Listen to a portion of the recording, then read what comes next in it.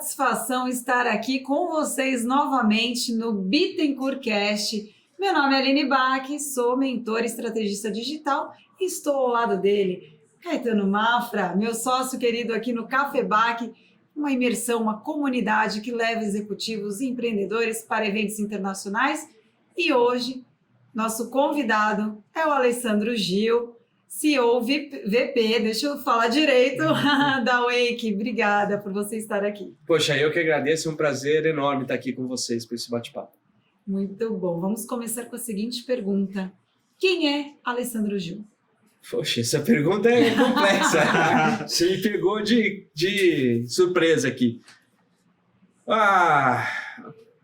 Pessoalmente, que é mais fácil, porque a gente talvez dê uma descontraída, eu sou campineiro, tenho publicitário, 46 anos, sou casado, tenho 2 filhos, a Isa de 15 anos e o Davi de 11.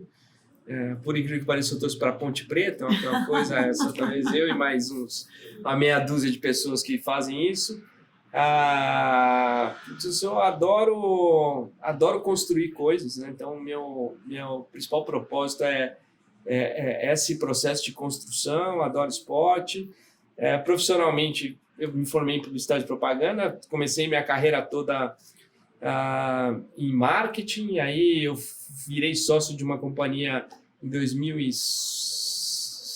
2006, virei sócio comecinho, em 2007, chamada Ikeda. A gente, na época, era a maior plataforma de e-commerce do Brasil, a gente vendeu para o grupo Rakuten, que é ainda a Amazon do Japão, uma empresa super forte no Oriente.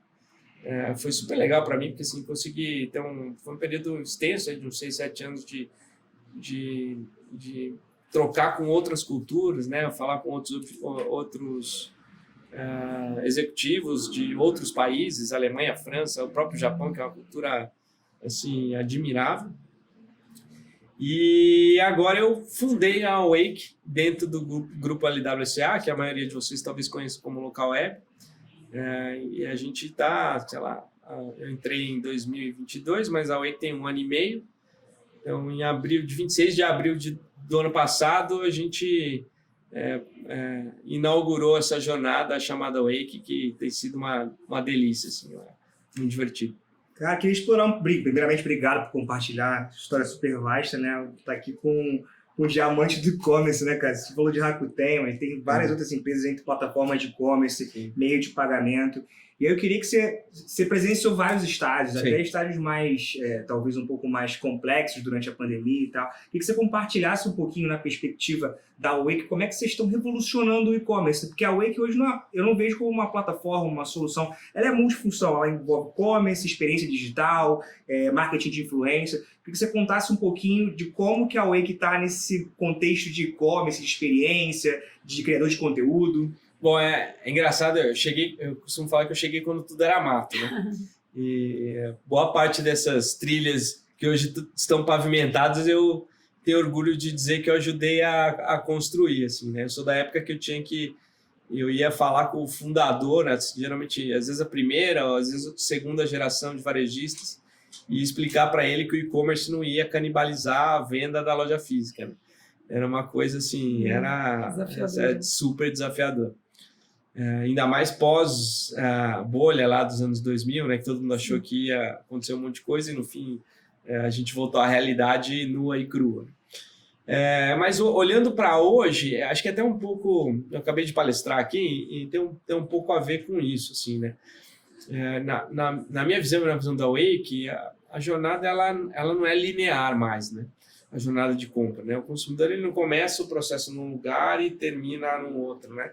Eu costumo brincar que quando meu pai foi comprar videocassete quando eu era pequeno, ele abria o jornal, tinha um anúncio da Casas Bahia e outro do Magazine Luiza, ele escolhia qual estava mais barato, o videocassete Panasonic 4 cabeças, ia na loja e comprava.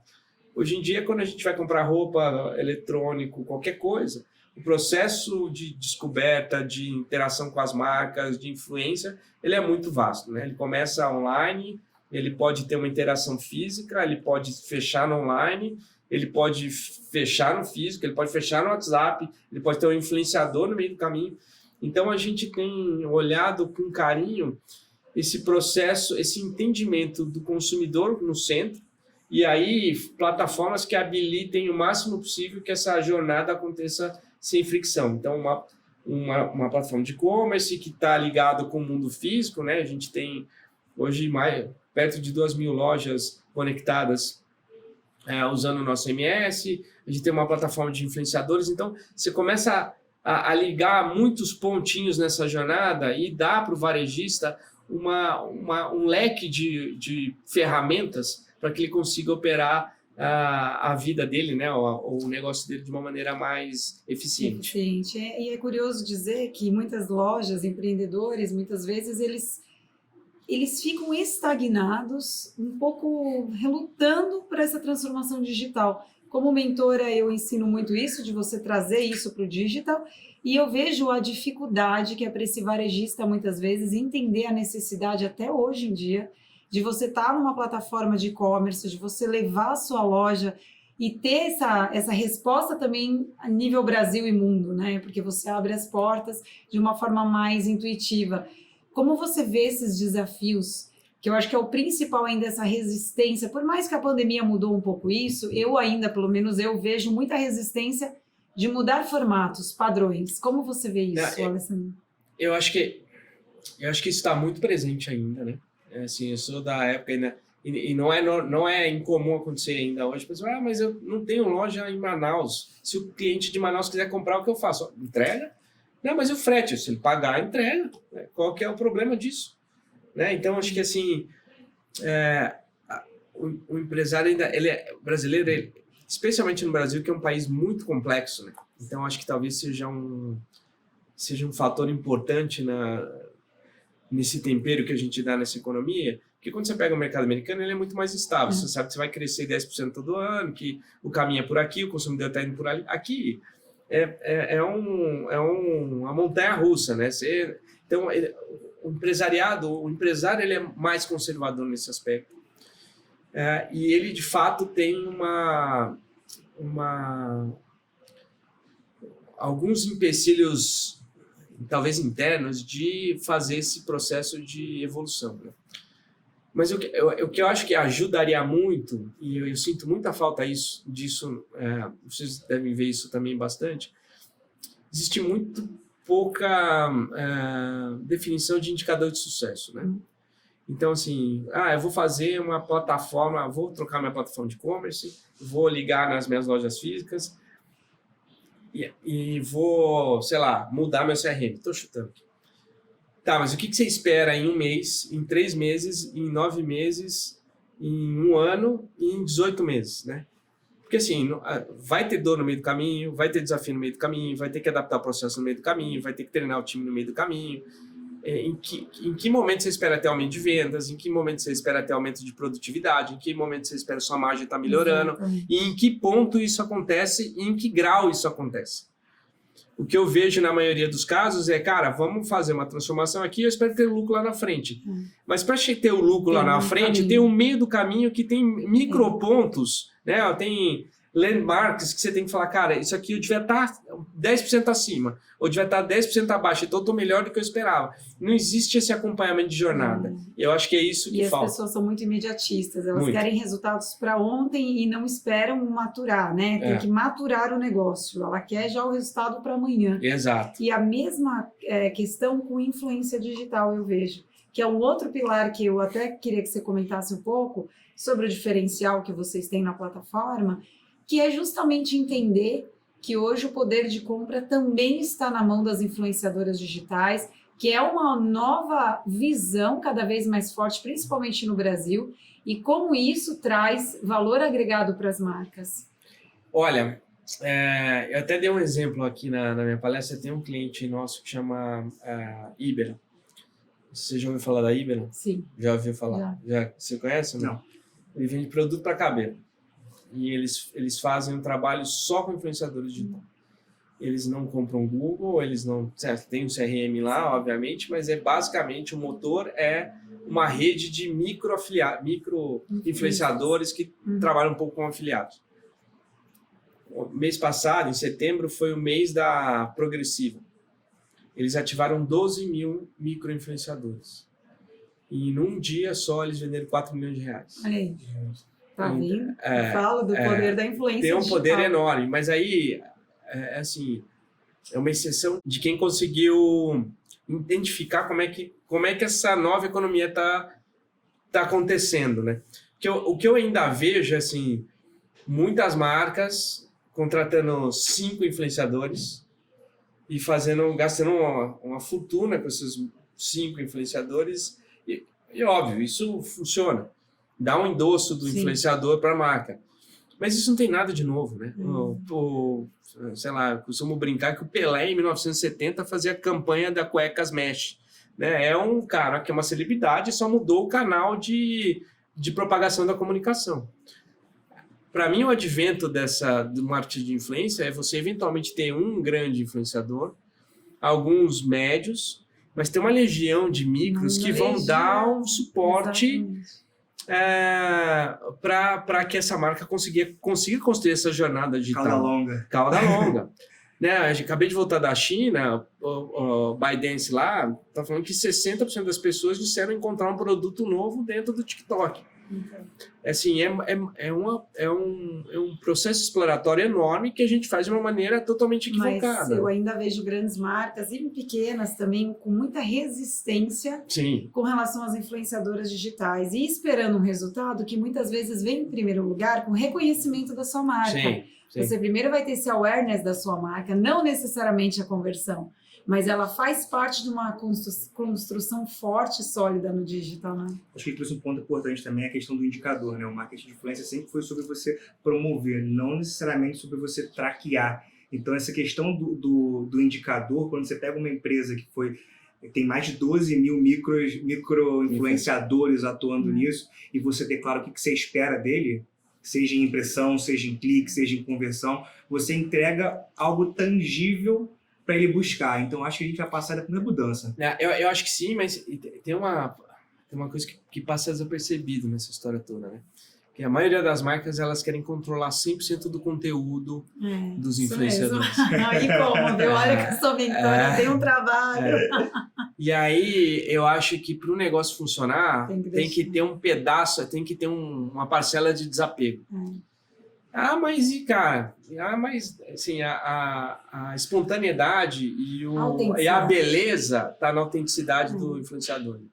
E essa microgestão de conteúdo que não permite que uma marca, por exemplo, tenha, sei lá, centenas de influenciadores. Não estou nem falando de 12 mil, mas, sei lá, você pega uma marca famosa de produto de beleza, não vou fazer propaganda nenhuma aqui, mas você vai olhar a campanha, tem 5, 6 lá, e a gente roda a campanha com um monte.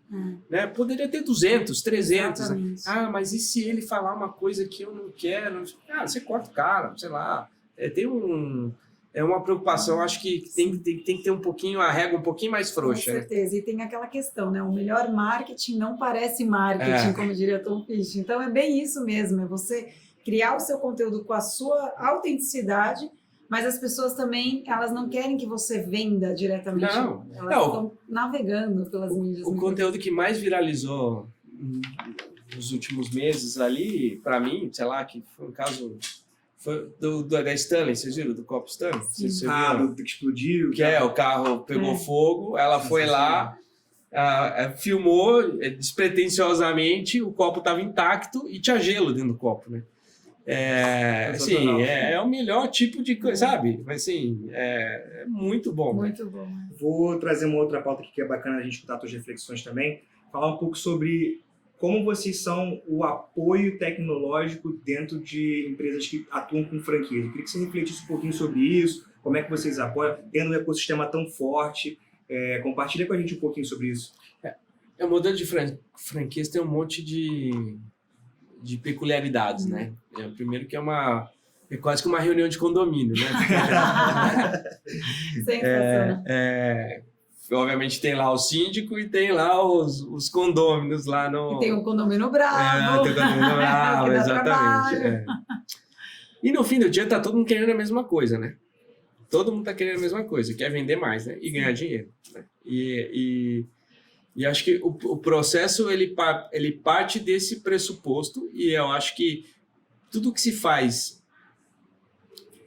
para o modelo de franquia, incluindo tecnologia, ele tem que garantir que franqueado e franqueador vão vender mais. Que franqueado e franqueador entendem que o processo é bom para os dois. Né? Que franqueado e franqueador entendem que o consumidor está levando vantagem também nessa história toda, porque todo mundo tem que ganhar.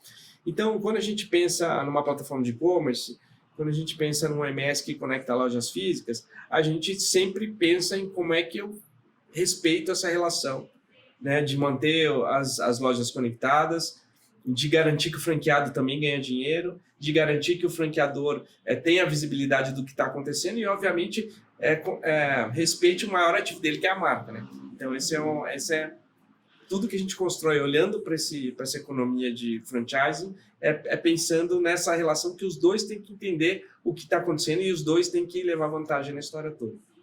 E uma dúvida aqui. Hoje, o franqueado, você conversa diretamente com ele sendo parceiro tecnológico, e qual é a maturidade tecnológica desse franqueado? Que às vezes é o dinheiro da vida dele, ele investir numa franquia e tal. Como é que é a relação tecnológica dele? Essa é uma boa pergunta. A maior parte das vezes que a gente entra numa rede de franquias, a gente não fala diretamente com o franqueado, né?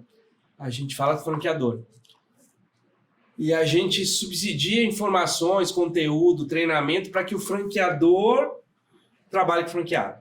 Então, porque primeiro o franqueador a franquia tem que comprar a ideia, né? E disseminar conteúdo, tecnologia, obviamente é papel do franqueador com o franqueado. Assim, a gente dá um nível de suporte, mas o máximo que a gente faz, assim, tudo que a gente faz, né, nem o máximo, mas tudo que a gente faz é habilitar o franqueador a ser o principal vetor de disseminar a tecnologia para o franqueado, que eu acho que é o caminho mais eficiente. E pegando esse gancho, até queria que você comentasse um pouquinho da parceria que você tem com o Grupo Bittencourt e a importância de ter empresas como a Bittencourt, né, que dá todo esse suporte também para franchising, para o franqueado. Bom, apesar da Wake ter 1 ano e meio só, né, a minha parceria com a Liana é de muito tempo, assim, porque primeiro ela faz um trabalho incrível na indústria de franchising, assim, esse evento é uma referência para a indústria e de fato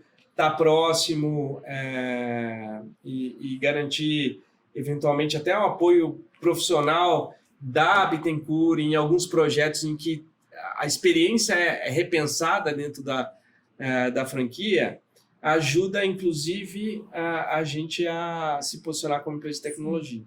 Então, para a gente faz todo sentido essa aproximação e a gente, assim, a Wake é um parceiro importante, quer dizer, a Bittencourt é um parceiro importante para a Wake nessa jornada toda. E conta como é que foram esses 2 dias de evento aqui, sua palestra, o que você está achando do Be Connected?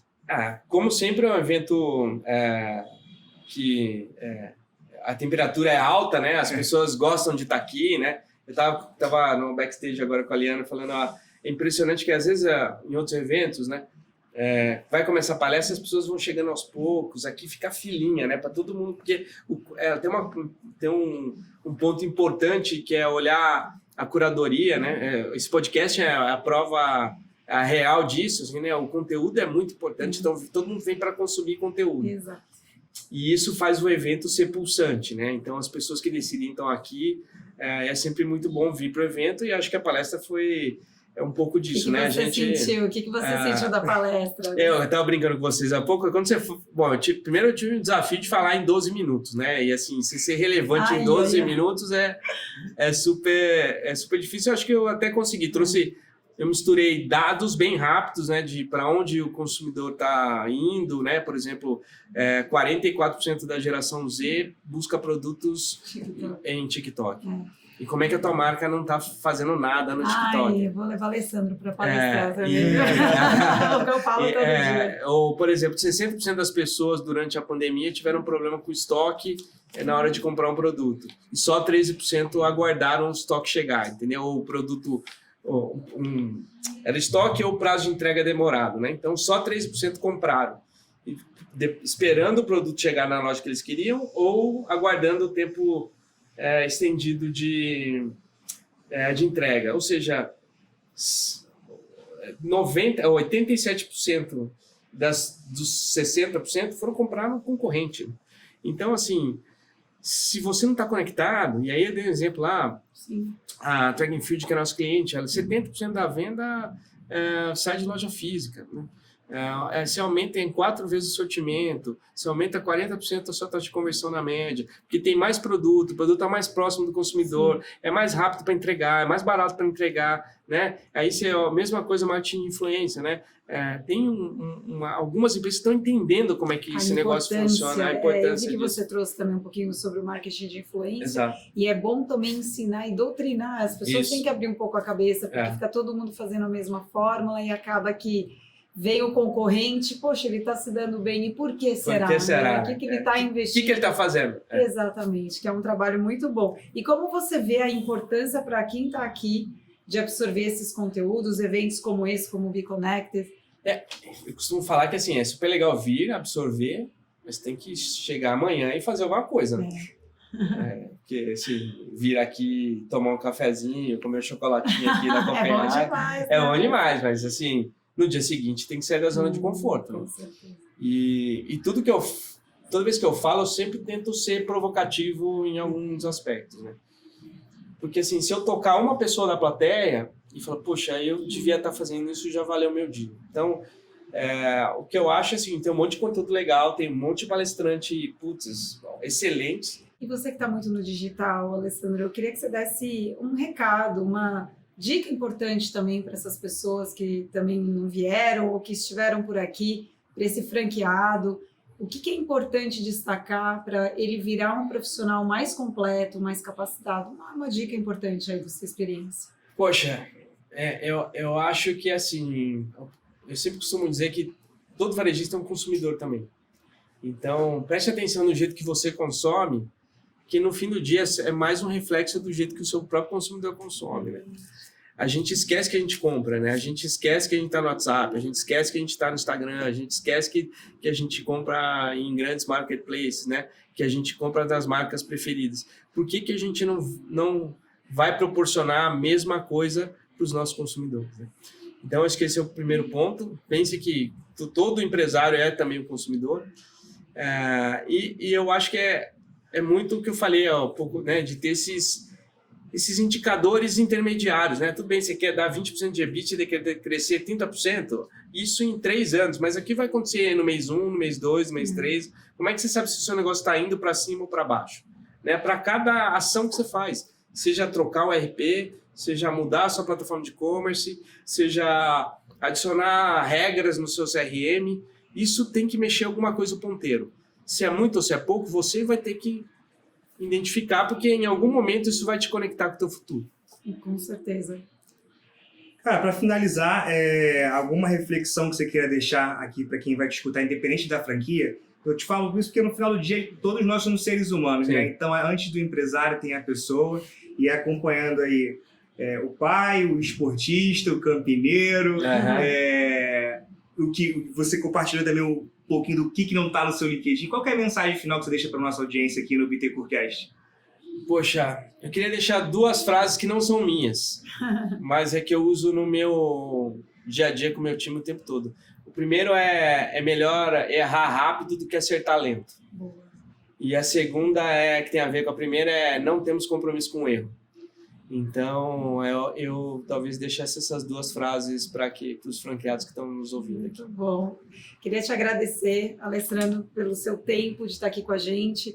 Agradecer também o grupo Bittencourt por chamar nós 2 aqui, meu sócio, eu e o Caetano, da Cafebac, para fazer essas entrevistas tão interessantes que vai com certeza agregar cada vez mais valor para você franqueado, para você ouvinte. Então, muito obrigada, Alessandro. Eu que agradeço. Obrigada também para o grupo Bittencourt. E até o próximo episódio. Até! Tá bom.